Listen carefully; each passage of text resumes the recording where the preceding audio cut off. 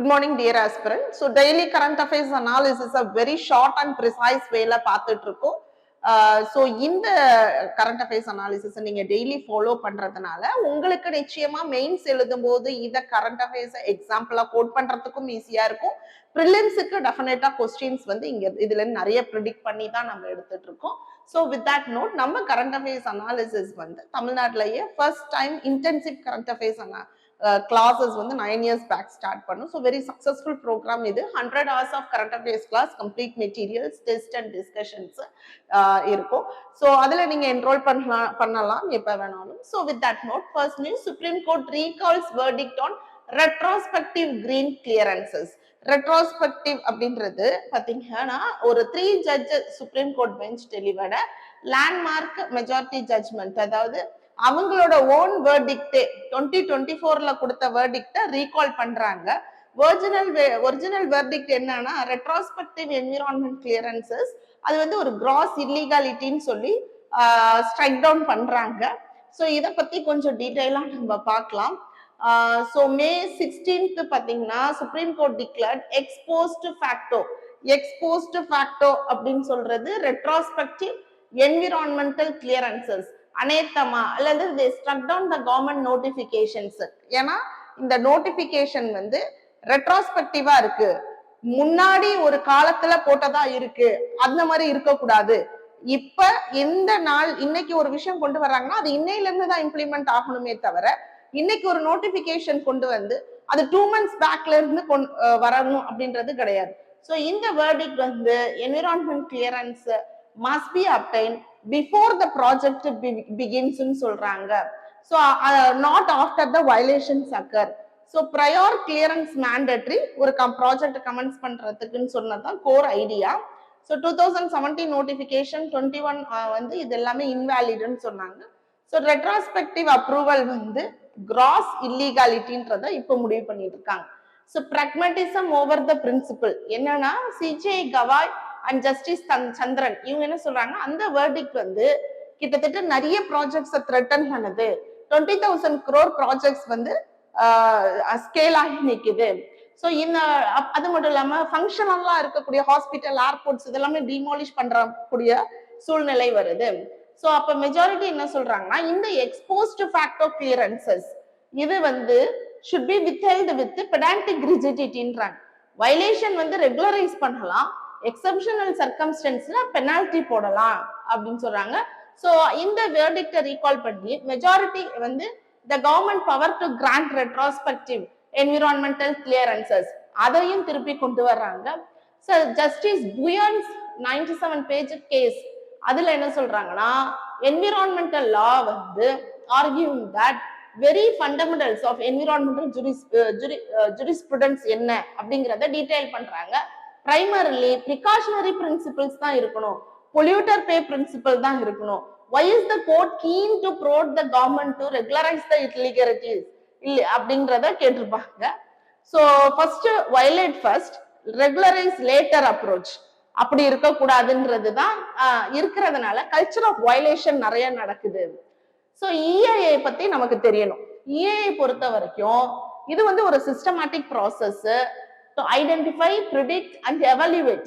ஒரு ப்ராஜெக்ட் எடுத்துட்டு வராங்கன்னா என்விரான்மெண்டல் இம்பாக்ட் அசஸ்மெண்ட் எப்படி இருக்குன்றத ஐடென்டிஃபை பண்றதுதான்.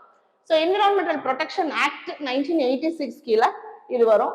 ஸோ ஃபர்ஸ்ட் ஆஃப் ஆல் வந்து இக்காலஜிக்கல் கன்சிடரேஷன்ஸ் இருக்கா அந்த ப்ராஜெக்ட் பிளானிங்ல, அதுக்கப்புறம் இன்கேஸ் அவங்க என்விரான்மெண்டல் டேமேஜ் பண்றாங்கன்னா அதை ஐடென்டிஃபை பண்ணி மிட்டிகேட் பண்றாங்களான்றத பார்ப்பாங்க. அடுத்தது என்விரான்மெண்டல் ப்ரொடெக்ஷனும் இருக்கணும், எக்கானமிக் growth இருக்கணும். அடுத்தது கம்யூனிட்டி இன்வால்வ்மெண்ட் இருக்கா அந்த என்விரான்மெண்டல் டெசிஷன் மேக்கிங்ல இது. ஸோ ப்ராஜெக்ட் கேட்டகரைசேஷன் பொறுத்த வரைக்கும் category A, B1, B2 3 category இருக்கு. கேட்டகரி ஏ வந்து mandatory appraisal by central ministry of environment, forest, climate change. Full EIA require அந்த ப்ராஜெக்ட் ஃபுல் இஏஏ அசஸ்மெண்ட் கொடுக்கணும். Category B1 வந்து state EIA கொடுத்தா போதும், அதுக்கும் வந்து ஃபுல் இஏஏ ரெக்வயர். கேட்டகரி B2ன்றது இஏஏ தேவையில்லை, பட் ஸ்டேட் லெவல்ல வந்து கிளியரன்ஸ் தேவை. Very simple ப்ராசஸ்ன்றாங்க. ஸோ இந்த ப்ராசஸ்ல ஃபர்ஸ்ட் வந்து ஸ்கிரீனிங் ப்ராசஸ். ஸோ வெதர் ஸ்கிரீனிங்ல வந்து வெதர் இஏஏ தேவையா இல்லையான்றதை டிசைட் பண்ணுவாங்க. அடுத்தது scoping. So reference term of reference என்ன இருக்குன்றத சொல்லுவாங்க. அடுத்து பப்ளிக் கன்சல்டேஷன், எனி அப்ஜெக்ஷன் இருக்கா அப்படிங்கிறத பார்ப்பாங்க. அடுத்து இம்பாக்ட் அசஸ்மெண்ட், ஸோ இதனால என்ன இம்பாக்ட் இருக்கும். ஸோ எக்ஸ்பர்ட் கமிட்டி எவாலுவேட் பண்ணுவாங்க, அது அப்ரைசல் ஸ்டேஜ். அடுத்தது கிளியரன்ஸ் கிராண்ட் பண்ணலாமா இல்ல ரிஜெக்ட் பண்ணலாமான்ற ஸ்டேஜ் டெசிஷன். மானிட்டரிங் பண்றது லாஸ்ட் ஸ்டேஜ். ஸோ இது வந்து ஃபேசஸ். ஸோ இதுல என்னென்ன இன்ஸ்டிடியூஷன் வருதுன்னா, first ministry of environment forest and climate change central level clearance கொடுக்கிறது. ஸ்டேட் லெவல்ல state environmental impact assessment authority and state expert appraisal committee, அவங்க state level கிளியரன்ஸை ஹேண்டில் பண்ணுவாங்க. நேஷனல் கிரீன் ட்ரிபியூனல் வந்து ஒரு ரெட்ரஸல் மெக்கானிசமா இருப்பாங்க. And we have CPCB, Central Pollution Control Board, and State Pollution Control Board to enforce the pollution control measures. So this is the idea.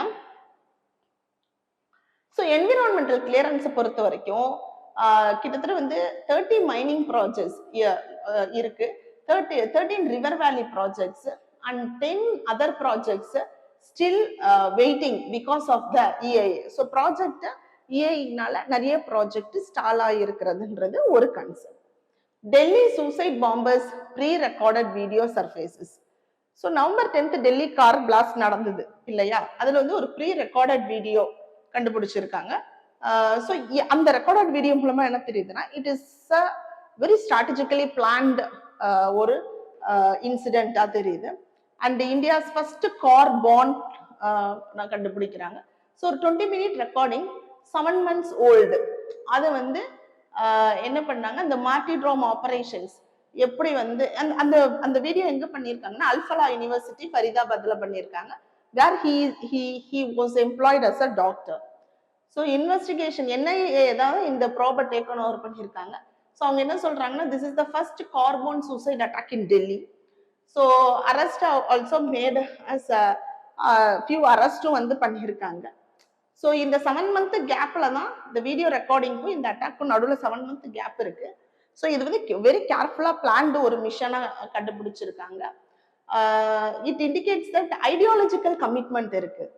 So இந்த propaganda purpose என்ன அப்படிங்கிறதையும் identify பண்றாங்க. So இந்த video மூலமா வந்து forensic behavioural evidence கண்டுபிடிச்சிருக்காங்க.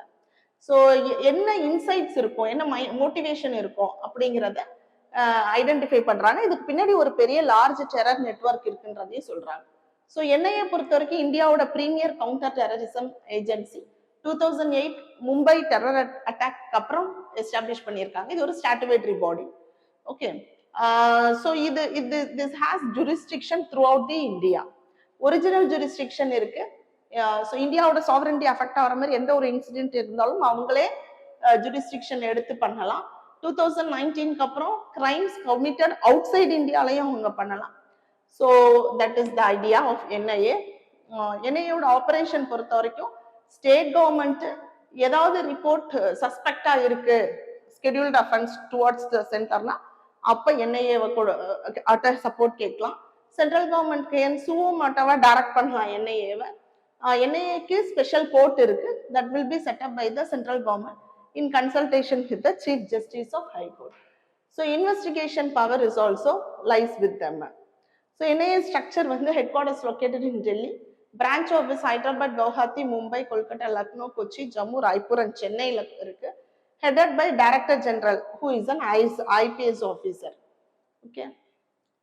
So இதோட important வந்து இந்தியாவோட counter terror architectureல one of the key body. Uniform investigation across all the states பண்ணுவாங்க. Cross border interstate terrorism handle பண்ணுவாங்க. ஸ்பெஷலைஸ்டு அண்ட் எக்ஸ்பர்டைஸ் இதுல இருப்பாங்க காம்ப்ளெக்ஸ் டெரர் கேசஸ் ஹேண்டில் பண்றதுக்கு. பட் இதுல லிமிடேஷன்ஸும் இருக்கு. என்னன்னா, centre has the power to take over the cases.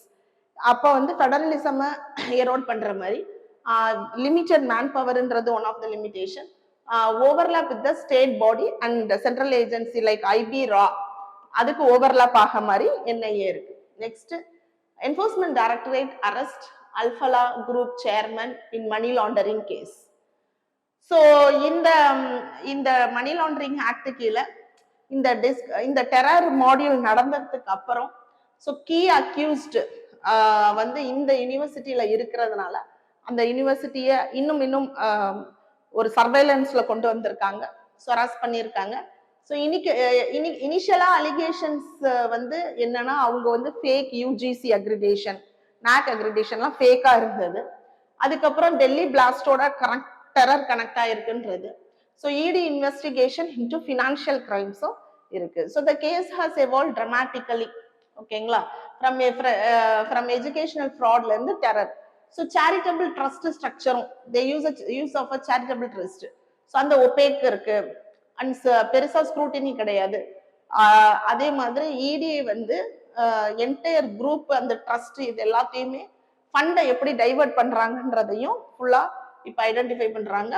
So meteoric rise of Al Falah group since 1990க்கு அப்புறம் அவங்களுக்கு அடிக்குவேட் ஃபினான்ஷியல் பாயிண்ட்ஸ் எதுவுமே இல்லாம நிறைய ஷெல் கம்பெனிஸ் மூலமா ஃபண்ட் ரைஸ் பண்ணியிருக்காங்கன்றத, இந்த மணி லாண்டரிங் பண்ணியிருக்காங்கன்றத இப்ப கண்டுபிடிச்சிருக்காங்க. மணி லாண்டரிங் ஆக்ட் பொறுத்த வரைக்கும் to prevent money laundering, in case crime நடந்ததுன்னா அதை கன்ஃபஸ்கேட் பண்ற, ஃபினான்ஸ் டெரரிசம் வந்து காம்பேட் பண்றதுக்கான கொண்டு வந்தது தான் இந்த ஆக்ட். யார் இம்ப்ளிமெண்ட் பண்ணுவானா? Enforcement directorate. Under enforcement directorate வந்து department of revenue, ministry of finance கீழே வரும். மணி லாண்டரிங்ன்றது possession, acquisition, use or projecting proceeds of crime as a ஒரு அன்டைம்டு ப்ராப்பர்ட்டியா பாக்குறது தான் மணி லாண்டரிங். ஸோ ஸ்கெடியூல்டு அஃபென்ஸ்ன்றது எதுல வரும்னா arms act, wild life act, company act, உப் act, custom act, prevention of corruption act, NDPS and IPC. So money லாண்டரிங்ன்றது ஒரு ஸ்டாண்ட் அலோன் கிரைம்னு சொல்ல முடியாது. இந்த ஆக்ட் கீழே எதுல வேணாலும் வரலாம். ஓகே. என்ஃபோர்ஸ்மெண்ட் பொறுத்த வரைக்கும் அவங்க எந்த ப்ராப்பர்ட்டி வேணாலும் அட்டாச் பண்ணலாம், யாரை வேணாலும் அரெஸ்ட் பண்ணலாம். They have all the powers.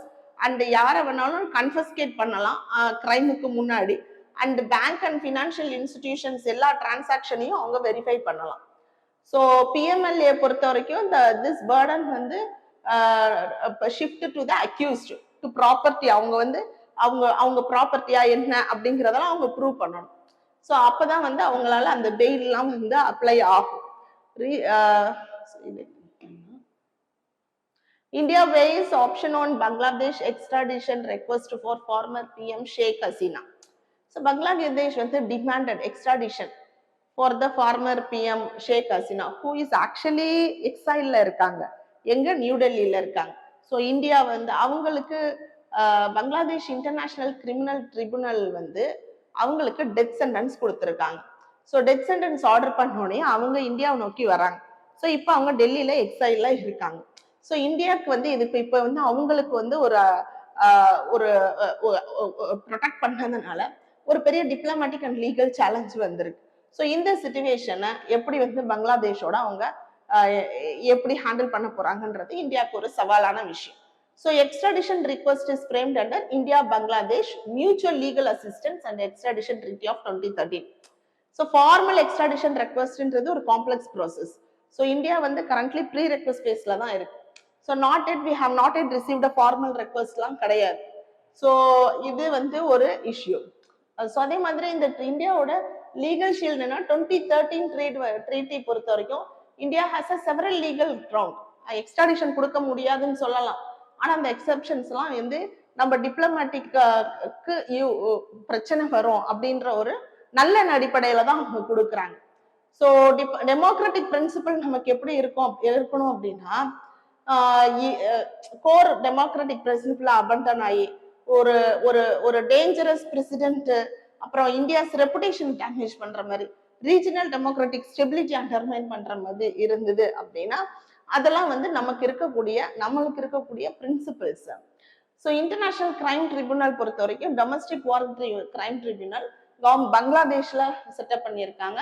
It is not international இருக்கிறதுனால யூஎன்ஓ இல்லை இன்டர்நேஷனலோ கிடையாது, அது அவங்க அந்த கண்ட்ரியோடதுதான். இன்டர்நேஷனல் கிரைம் ஆக்ட் 1973, அதாவது பங்களாதேஷ் லிபரேஷன் வார்க்கு அப்புறம் அதை டெவலப் பண்ணியிருக்காங்க. இந்தியாவும் அதை கிரியேட் பண்றதுக்கு சப்போர்ட் பண்ணியிருக்காங்கன்றத நம்ம சொல்லலாம்.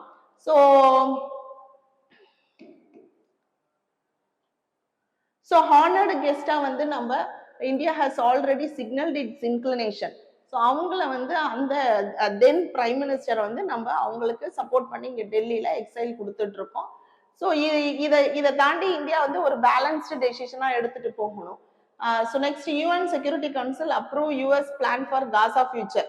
So UN security council has approved the resolution என்ன ரெசல்யூஷன் அப்படின்னா இன்டர்நேஷனல் ஸ்டெபிலைசேஷன் ஃபோர்ஸ் அத்தரைஸ், அதாவது இன்டர்நேஷனல் செக்யூரிட்டி ஃபோர்ஸ் வந்து டிப்ளாய் பண்ணணும் எங்க காசால. ஸோ அங்க வந்து ஒரு ஸ்டேபிளா இருக்கணும் அப்படின்றதுக்காக. அதே மாதிரி டிரான்சிஷனல் கவர்னிங் அத்தாரிட்டி இருக்கணும். So possible future pathway towards independent Palestine state, independent Palestine state வர்றதுக்கு என்ன வழி, அதுக்கான ஒரு பாத்வேவா இதை யூஎஸ் சொல்றாங்க. யுஎன்எஸ்சியை பொறுத்த வரைக்கும் யுஎன்ல இருக்கக்கூடிய பிரைமரி ஆர்கன், யுஎன்ல இருக்கக்கூடிய 6 ஆர்கன்ல 1 organ which decision is binding on all the மெம்பர்னா அது யுஎன்எஸ்சி தான். ஸோ இன்டர்நேஷனல் பீஸ் அண்ட் செக்யூரிட்டியை மெயின்டைன் பண்ணணும், பீஸ் கீப்பிங் ஆபரேஷன் அத்தரைஸ் பண்ணணும், impose sanctions and military actions, இதெல்லாம் வந்து main principle. So 5 permanent members இருக்காங்க, USA, UK, France, Russia and China.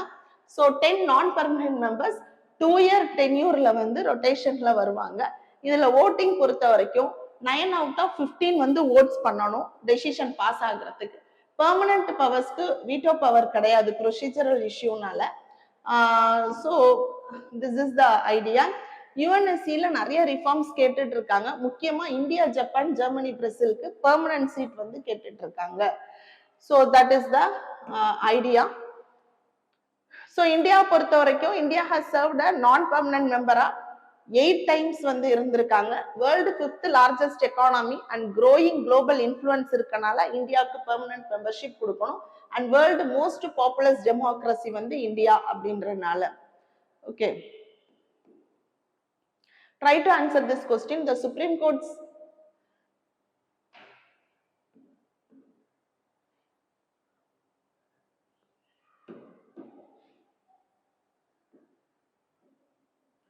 The Supreme Court's recent verdict recalling its own judgment on retrospective environment clearances highlight a fundamental tension between developmental pragmatism and environmental integrity.